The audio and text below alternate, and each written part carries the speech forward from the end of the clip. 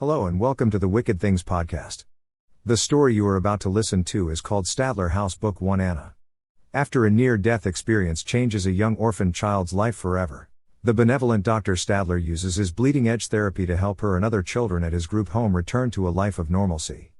This short story brings to life the challenges faced by trying to help one small group of children survive their common pasts.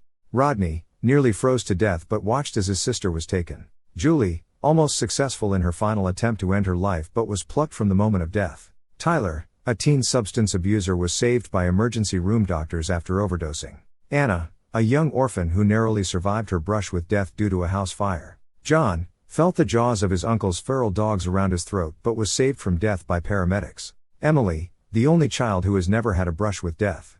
What do all of the residents of the Stadler group home truly have in common? The answer will shock and terrify you. The paintings and furniture of the Stadler house's dining room does its best to conceal a dark and foreboding history. A wide, long, dark wooden dining table with place settings ready for 8 guests. Resting near the center of the great dining table is a massive silver candelabra, bathing the room in a warm yellow glow. A sprawling dark wood china cabinet stands tall next to an ancient German grandfather clock. The walls of the dining room hold many pictures of different sizes with images of children and teens. The room fills with the smells of old-world cooking. Maggie enters, carrying a tray filled with bratwurst, peas, and mashed potatoes. "Bangers and mash, anyone?" Maggie places the tray of sausages near the center of the table. "Yes, please." Dr. Stadler sits at the head of the dining room table. Several children enter, sitting in their assigned spaces at the great table. Maggie leaves the room, re-entering the kitchen. Rodney leans in close to Dr. Stadler. "I want to get a job. The delivery guy says they need a dishwasher." Dr. Stadler cuts him off. "We can talk about you getting a job after tomorrow's group session." Rodney turns away from Dr. Stadler with disappointment hanging heavy on his face. Rodney exhales and wears a look of contempt.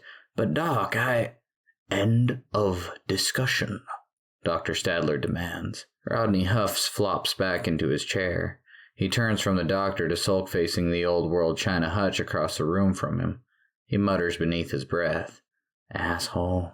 Dr. Stadler uses the stainless steel tongs to remove a sausage from the top of the pile of sausages. He passes the plate to his right to Rodney. He takes a sausage and passes the plate to Tyler, the joker of the group home.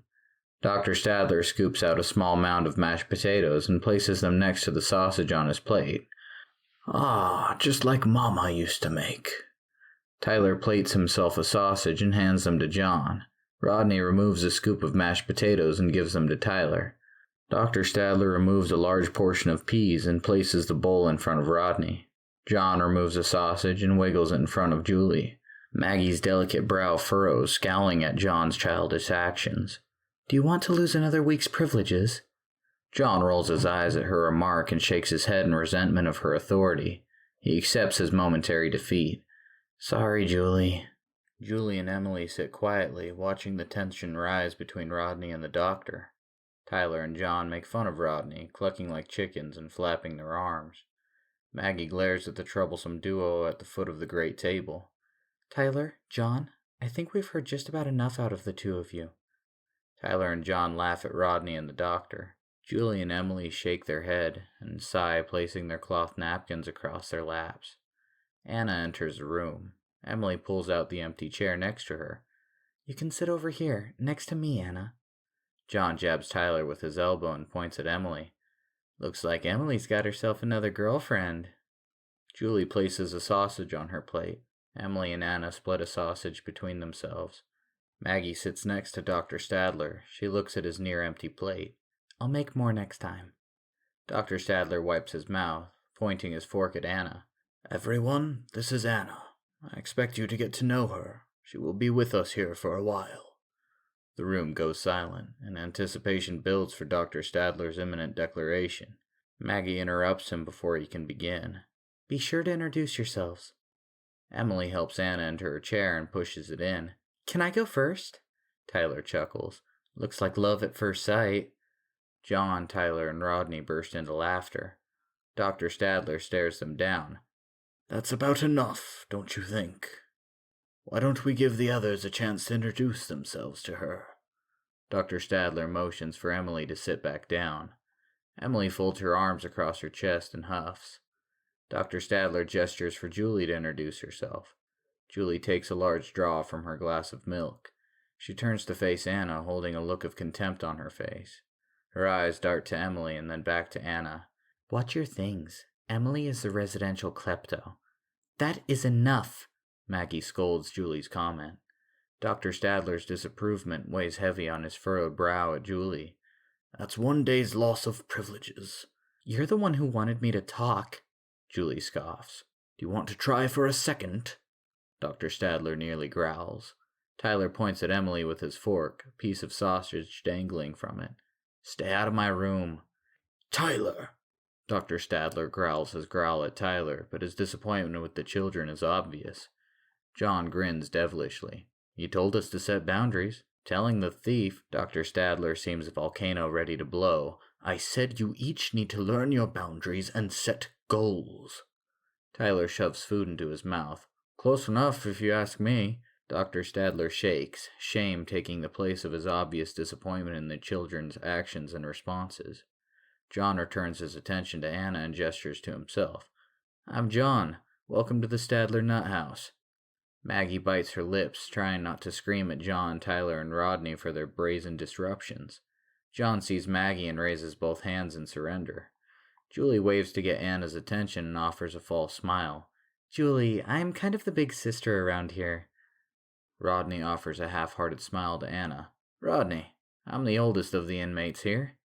Dr. Stadler drops his fork onto his plate. His face turns red in response to his climaxing rage. Anna snickers at the high-strung doctor's reaction to the teenage boy's observation of his situation.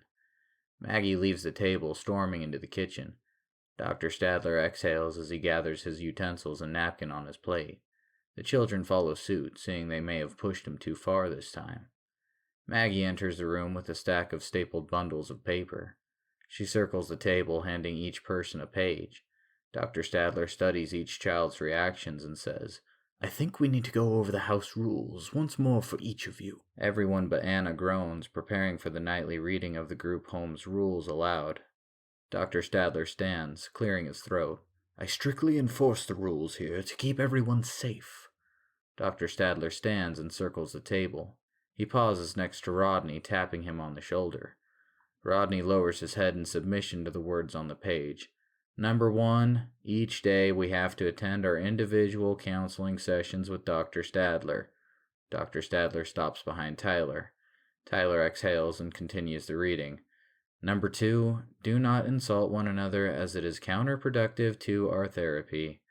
Dr. Stadler pauses, looming behind John. John lowers his head in defeat. "Number 3, you will attend no less than one group session per week."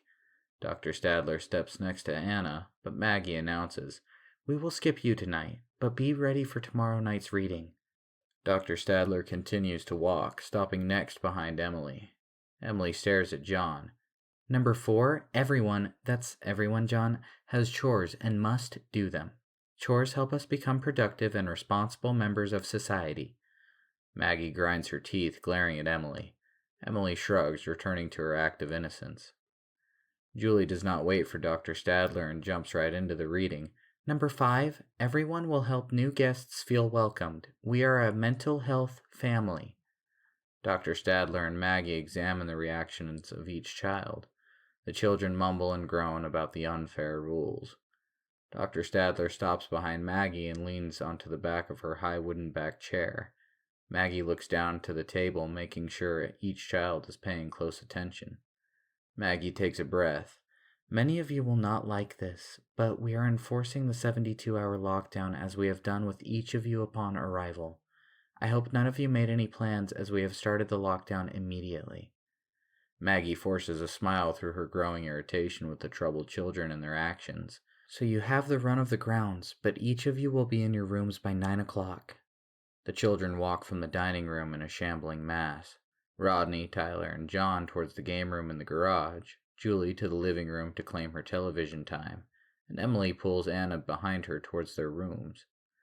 Dr. Stadler stares at the floor in disbelief of the children's actions and words. Maggie lifts his head by the chin to meet her gaze. Are you sure it will work? Yes, they are perfect, and Anna has gone deeper than any one of the others, Dr. Stadler responds. Maggie scoffs, collecting the dishes. Good, because they're really getting under my skin. We need to finish up this study of yours and move on. Maggie walks into the kitchen, dishes in hand. Everything will work out, Dr. Stadler mutters to himself, rolling himself a cigarette.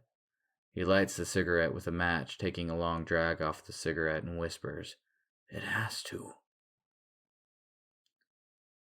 Emily and Anna stop outside of their room. Emily opens the door and bows low, gesturing for Anna to enter the room before her. Madam? Anna enters and sits on her bed. Are dinners always that interesting? Emily laughs at Anna's naivete of the situation. No, they are normally a lot worse than that. Anna seems confused by Emily's statement. You guys hate each other that much? Emily scratches her head. Most families have their issues. We are definitely a family. Anna lays down on top of her bed. She folds her arms across her chest. Emily blurts out, I'm not a thief either. I never said you were. Who are you trying to convince, me or you? Anna asks coldly. Emily flops onto her bed and turns to face Anna. I never finished earlier.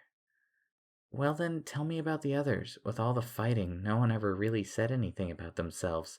Anna beams. Emily perks up and sits next to Anna on her bed.